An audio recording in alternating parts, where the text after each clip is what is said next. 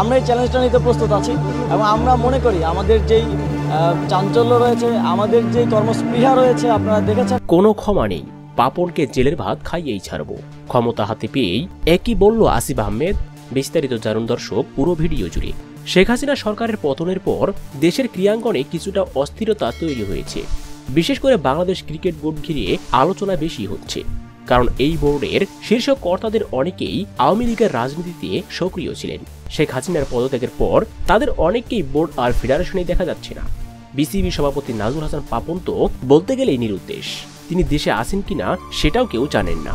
এদিকে ছাত্র আন্দোলনের সমন্বয়ক আসিফ আহমেদ নতুন করে যুব ও ক্রীড়া মন্ত্রণালয়ে দায়িত্ব পেয়েছেন। আর দায়িত্ব পেয়েই তিনি এক সাক্ষাৎকারে নাজমুল হাসান পাপনকে নিয়ে বলেন, উনি দেশের ক্রিকেটে যতটা ক্ষতি করেছেন তা হয়তো পুষিয়ে নিতে অনেক সময়ের ব্যাপার। ওর মতো অযোগ্য একজন ব্যক্তি বাংলাদেশ ক্রিকেটটাকে ধ্বংস করে দিয়েছে। আমি যেহেতু ক্রীড়া মন্ত্রণালয়ের দায়িত্ব পেয়েছি, এবার বিসিবিতেই বড় পরিবর্তন আনবো, আর পাপনকে যেখানে যে অবস্থাতে পাবো তাকে জেলের ভাত খাইয়েই ছাড়বো। এছাড়াও তিনি বলেন, আমি যেহেতু দায়িত্বে এসেছি তাই আমি চাই অবহেলিত সকল ক্রিকেটারকে আবারও জাতীয় দলে ফেরাবো। তো দর্শক, ক্ষমতা হাতে পেয়েই সমন্বয়ক আসিফের এমন মন্তব্য আপনারা কিভাবে দেখছেন অবশ্যই কমেন্ট করে জানিয়ে দিন। এ নিয়ে আপনার মূল্যবান মতামতকে ভিডিওর কমেন্ট বক্সে। ধন্যবাদ।